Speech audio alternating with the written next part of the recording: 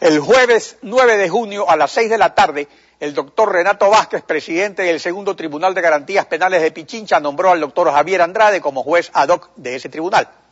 El lunes 20 de junio, el tribunal se instaló para juzgar al coronel Tapia y 5 policías más por atentar contra la seguridad interior del Estado. Ese tribunal terminó sus audiencias el martes 28 de junio y el miércoles 29. El presidente del Consejo de la Judicatura declaró ilegal ese nombramiento y suspendió por 90 días a los miembros del tribunal, que, sin embargo, el jueves 30 dictaron sentencia condenatoria contra el ex jefe de la escolta legislativa y 5 miembros de la escolta. Está con nosotros la asambleísta Lourdes Tibán, hermana de Marco Tibán, uno de los policías sentenciados. Doctora, buenos días. Bienvenida a Contacto Directo. Muy buenos días. Muchísimas gracias por la invitación. Asambleísta, veamos primero lo que dijo el presidente Correa este sábado sobre la resolución del presidente del Consejo de la Judicatura. El presidente del Consejo de Judicatura, Benjamín Ceballos, es impresionante, pero es descarado. Ahora quiere descalificar, o ya lo descalificó, al tribunal. Me pregunto yo, si el tribunal declaraba inocente al coronel Tapia, es que se lo estaría destituyendo. Si se dan cuenta cómo se está manipulando la justicia. A ver, doctora, ¿por qué se demoraron 10 días en pedir la nulidad del nombramiento? ¿Es que tenían alguna esperanza de que la sentencia fuera favorable para no hacer la impugnación? ¿Qué pasó? Y yo lo devuelvo con la misma palabra al presidente. Qué descarado, presidente Rafael Correa.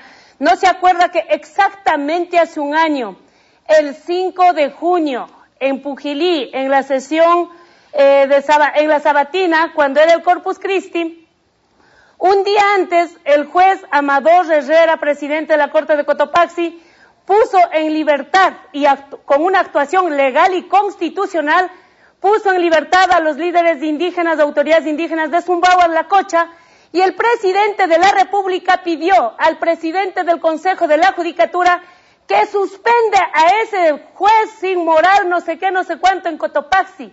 Y al día martes, el presidente de la Corte, el presidente del Consejo de la Judicatura suspendió al doctor Amador Herrera de Cotopaxi.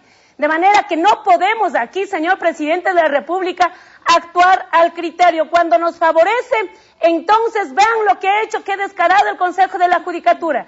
Y cuando no le conviene que los indígenas, las autoridades de La Cocha queden en libertad, ahí el propio presidente dijo, ahora sí tenemos presidente del Consejo de la Judicatura, era una maravilla.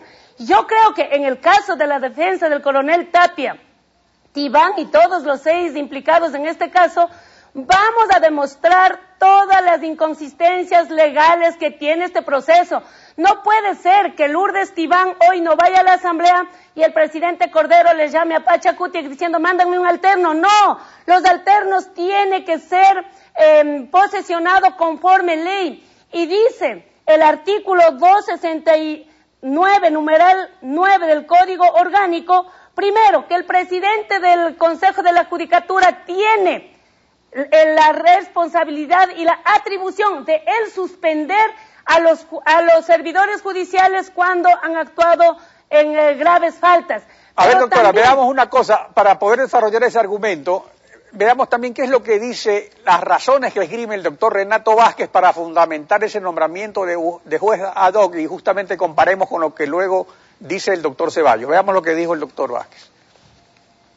Nos vemos obligados a nombrar jueces ad hoc. ¿Por qué? Porque el presidente del Consejo de la Judicatura no ha llamado a concursos para nombrar justamente este banco famoso de jueces suplentes. Aseguran que elegir un juez directamente es legal, según la reforma al Código de Procedimiento Penal, que en su cuarta transitoria dice que mientras se nombre jueces suplentes, continuarán actuando los jueces ad hoc. A ver, doctora Tibán, aquí hay un conflicto de leyes, pero ¿esa disposición legal del Código Penal está vigente o lo que rige es el Código Orgánico de la Función Judicial que determina otras cosas? ¿Qué es lo que rige? Hay que tomarle la palabra al doctor Vázquez, que dice, nos vemos obligados porque el Consejo de la Judicatura no ha nombrado o no ha llamado. Pero eso que no haya llamado no le atribuye a él que coge y le llame por teléfono a un amigo y diga, oiga, ven a formar parte de este tribunal, porque eso es lo que hicieron. Yo digo, el artículo 170 de la Constitución de la República dice cuáles son los requisitos para ser parte de la función judicial y dice por oposición y mérito, el artículo 170 de la Constitución. Y no puede ser el único mérito ser amigo de un juez o de un fiscal o de un presidente del tribunal. Esta situación que hoy acabamos de presentar tiene que servir para de una vez por todas esclarecer cómo estaban actuando, cuántos juicios resolvieron en este contexto, con esta práctica. ¿Qué pasó con la lista de los jueces elegibles?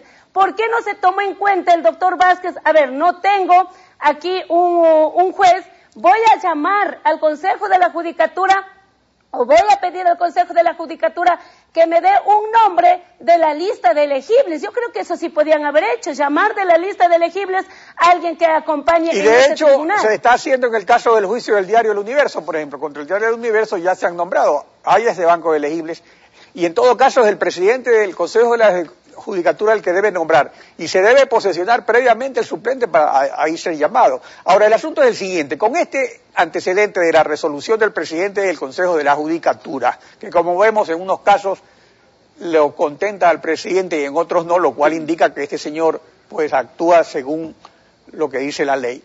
¿Ante quién pedirán ahora ustedes la nulidad de la sentencia? ¿Cuál será el próximo paso dentro de este proceso? Porque la sentencia obviamente sería nula si fue dictada por jueces que no tenían competencia. A ver, nosotros el día de hoy vamos a insistir tanto en la nulidad, pero también vamos a hacer la apelación. Nosotros vamos a acudir no solamente a las Cortes Nacionales, aquí en las Cortes Nacionales lo que vamos a dejar es sentado todas las ilegalidades que se está cometiendo en el caso 30 de septiembre. Nosotros hemos dicho, felicitamos a los familiares de los muertos que hayan salido a las calles, pero yo no puedo considerar que los familiares de los muertos estén abrazados la bandera de la lista de Alianza País. Pues yo no puedo entender cómo el gobierno ha manipulado a los familiares de los muertos cuando el presidente dice, acepten nomás que mataron, total, yo le voy a dar el indulto. Yo le digo, presidente, primero autoindúltese usted, diga por mi culpa, por mi gran culpa los 8 muertos, entonces comenzaremos a decir, hay o no hay justicia en el Ecuador. No se puede felicitar la actuación de los jueces diciendo que el 30S ha hecho ya justicia porque ya los 6 de la escolta legislativa ya están sancionados. No, nosotros decimos dónde están los responsables de los 8 muertos, dónde están los francotiradores, de dónde vinieron las balas, presidente. Si en el rastrillo de la policía no falta una sola bala, ¿de dónde vino? ¿De Venezuela, de Estados Unidos, de Europa, de Asia, de Bolivia? ¿De dónde? ¿De Cuba? ¿De dónde vino las balas? Entonces, por un lado, nosotros sí exigimos que haya justicia, que se diga quién mató al señor Jiménez, que se diga quién es el responsable que está en la cárcel, qué pasó con el cierre del aeropuerto internacional. Pero no puede el presidente decir, yo le voy a dar indulto porque ya se ha hecho justicia. Aquí todavía recién empieza, señor presidente. Y si usted está inconforme con los jueces, yo digo, lo descarado es actuar un rato aplaudiendo al Consejo de la Judicatura, otro rato aplaudiendo. Y me han dicho que yo he solicitado, pero yo soy la representante legal de mi hermano. Cuando mi hermano está en la cárcel, me dio el poder para que yo actúe en todo lo que tiene que ver con el juicio.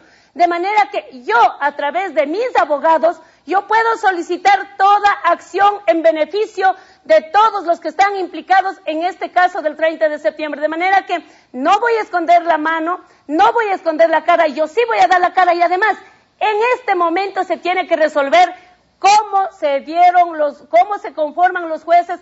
De hecho, esta actuación de una semana, todos los 6 implicados, que le vieron la cara de pendejos para que pasen sentado ahí una semana frente a un tribunal ilegal. Nosotros no podíamos haber hecho eso antes, hasta investigar, hasta ver cómo mismo conformaron, porque antes lo que supimos que este tribunal estaba conformado con la esposa del doctor Vázquez, pero ya sabemos que se casaron y ya salió la esposa y quedó una vacante ahí, porque nosotros lo que sí sabíamos de algunos comentarios es que el juez Vázquez dictaba sentencia junto con su esposa en ese tribunal, y eso ha sucedido creo que hasta el mes de abril, y después del 20 de mayo, como para tapar las cosas, se casó con una señora y salió la señora y sale una vacante ahí. Entonces nosotros estamos investigando cómo se dieron ese juzgamiento en ese tribunal, por lo tanto tenemos que investigar, y antes no podíamos haber dicho es un tribunal ilegal. Asambleísta, gracias por su participación en Contacto Directo y esperamos que se investiguen estos hechos evidentemente irregulares.